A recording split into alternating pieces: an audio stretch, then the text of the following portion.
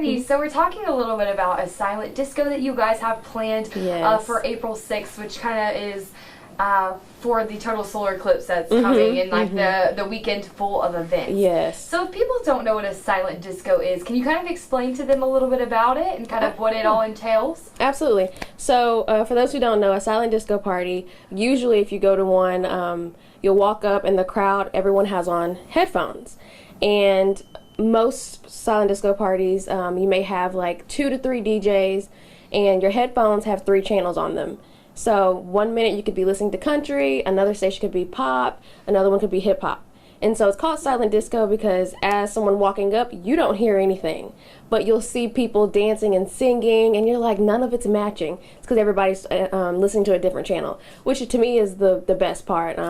The ones I've been to, and like you take a minute to take your headphones off, and you just hear people screaming all, like nothing matches, but it's just so fun.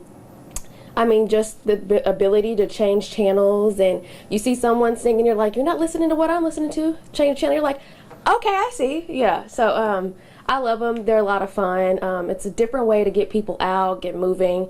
You know, people think recreation means I have to play sport. There's so many different ways to enjoy recreation, and so this is one of those things that we want to try to do. Yeah, how did the idea come up to do a silent disco? Because I feel like it's kind of like a niche thing. Like there's people that have been to one, and it's like, okay, yeah, like that's so much fun, and then they kind of want to tell other people about it. Is that kind of how this, got started? So in all honesty, that's exactly how how it happened. So I've been to a couple myself, mainly when I was in school. When I went to TJC, there was one, and that was the first time I'd ever been to one.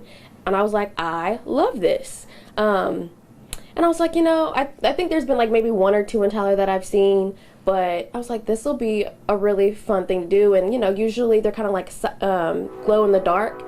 And I was like, okay, we could do it at night. And then we were just trying to see what events we could kind of host during the Totality Tyler weekend. And I was like, this would be a cool event, I think, And so most of the time they're indoors. But we have all these beautiful parks. We've been doing a lot of hard work renovating them. Pollard just got renovated. We had the grand opening, a couple months ago. And it's just so beautiful. And I was like, we're kind of killing 2 birds with 1 stone, right? If we do have tourists, we can show them like this. These are the kind of activities we offer. But also, here are our beautiful parks. And it just gets people out in the parks. It would have been easy to host it, in the conference center, at the Rose Garden, at the Glass Rec. That would have been easy. But one of my goals is to really try to get events more out at our parks. They're beautiful, and a lot of people don't know about some of them. So it's just trying to do, 2 things at once. And hopefully it goes well. Yeah, no, that's super important too, and it's a unique idea to get the tourist part of it, and then even maybe some of the Tyler people here that don't necessarily go to these parks and bring them out. Yeah. So definitely unique, and I know you guys are having sign-ups and everything like that, so talk about that part of it, like how much does it cost, talk about the time slot, and talk about, where they can go to, sign up for that. Absolutely. So, the time slots are an hour long. Each time slot is $5. So that gets you the whole hour for your headphones. But I do want people to know, if you want to do 2 hours, if you want to do the full 3 hours, that's fine. You just pay for that time slot. Then go to tylerparksandrec.com to find all of the information. Also, if people are still kind of wondering, like, hey, what's a silent disco? The company that we're partnering with is called silentevents.com. And you can go there, and there's pictures, there's information, just to kind of give people an understanding. Because it is still, like you said, it's a niche thing, right? You've either done it, and you're like, love it, or you've never done it, you're like, well, what is that? So I have been kind of pushing people like, hey, this is what it is. Because I think, sometimes people, if they don't know what something is, they're just like, yeah, I don't know. So that's important. But yeah, $5 a time slot. Our goal is to do it very inexpensive.